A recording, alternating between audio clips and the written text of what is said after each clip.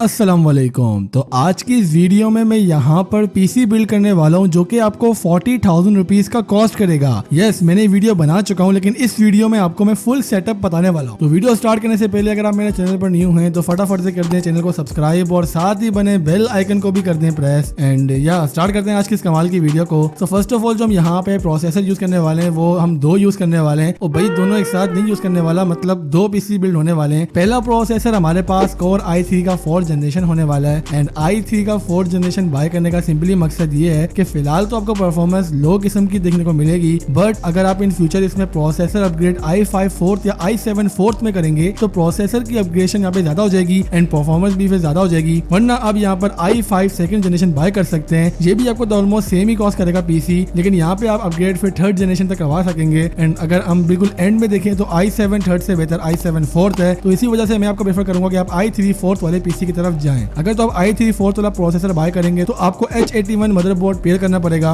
और अगर आप i5 2nd की तरफ जाएंगे तो आपको H61 मदरबोर्ड पेयर करना पड़ेगा। रैम की बात करें तो 8GB रैम 1600 मेगाहर्ट्ज के हम यहाँ पे यूज करने वाले हैं, 500GB की हार्ड ड्राइव, 128GB की SSD यहाँ पे होने वाली है, 500 वॉट 80+ की पावर सप्लाई होने वाली है। मेक श्योर 80+ ही हो और कंडीशन भी सही हो ताकि आगे जाके आपको आगे इशू ना हो। नॉर्मल केस के साथ ये पीसी आपको तकरीबन 20,000 रुपीज तक का कॉस्ट कर लेगा। दोनों की प्राइस ऑलमोस्ट सेम है, आपको 20,000 रुपीज में मिल सकता है। अगर आप सही जगह से बाय करें तो आपको 18,000 रुपीज में भी ये पीसी कॉस्ट कर सकते हैं। सिर्फ i3 4th वाला थोड़ा सा महंगा हो सकता है जस्ट बिकॉज ऑफ इस मदरबोर्ड, मतलब प्रोसेसर की प्राइस तो कम ही है। अब नेक्स्ट चीज जो हमारे पास है वो यहाँ पर मॉनिटर है। मॉनिटर की प्राइसेस थोड़ी सी इंक्रीज हो चुकी है, कम से कम भी आपको 6,000 रुपए तक का मॉनिटर देखने को मिलेगा। जो सिंपल ऑफिस वगैरह में भी यूज होते हैं वो 900p के होते हैं, एंड यही मॉनिटर आपको ऑलमोस्ट तकरीबन 6,000 तक का कॉस्ट कर लेगा। सिंपल माउस आपको 500 रुपीज तक का मिल जाएगा एंड कीबोर्ड भी आपको 500 रुपीज तक का मिल जाएगा। मतलब 7 से लेके 8,000 के दरमियान आपके पास ये तीनों चीजें आ जाएंगी। मैं 8,000 इसलिए बोल रहा हूँ, क्या पता आपको माउस और कीबोर्ड की प्राइस थोड़ी सी ज्यादा देखने को मिल जाए, आपको मॉनिटर महंगा देखने को मिल जाए, इसी वजह से मैंने यहाँ पे 1,000 रुपए ऊपर कर लिए हैं। अब हमारे पास जो ग्राफिक्स कार्ड के लिए बजट बचता है वो राउंड अबाउट समथिंग लाइक 12 से लेकर 13,000 के दरमियान बचता है। तो इस प्राइस टैग में आप GTX 652GB वाला वर्जन बाय कर सकते हैं, अच्छा ग्राफिक्स कार्ड है। वरना आप GT 1030 बाय कर सकते हैं, otherwise you can go with R7 260X 2GB। अगर तो आपको इन तीनों में से कोई भी ग्राफिक्स कार्ड मिल सकता है तो आप इनको बाय कर लें। परफॉर्मेंस कैसी मिलने वाली है सिंपली यूट्यूब पर जाकर स्पेसिफिकेशन डाल दें, आपको इनके बेंचमार्क्स वगैरह देखने को मिल जाएंगे। मेरे नजदीक अगर आपके पास बजट कम है 40,000 तक का है और आपको एक पूरा सेटअप बिल्ड करना है, देन ये पीसी बिल्ड आपके लिए बिल्कुल सही है। आप नॉर्मल किस्म की गेमिंग एंड अदर टास्क वगैरह इजीली इस पे कर सकते हैं। अगर तो आपको पीसी थोड़ा और सस्ता देखने को मिलता है, लाइक मैं यहाँ पे सिंपल पीसी की बात करूँ विदाउट एनी ग्राफिक्स कार्ड की 18,000 तक का मिल जाता है या 19,000 का मिल जाता है, तो आपको एक ग्राफिक्स कार्ड तो डेफिनेटली देखने को मिल जाएंगे। वरना आप कोई दूसरा ग्राफिक्स कार्ड बाय कर सकते हैं like GTX 750 Ti। It's all depend on the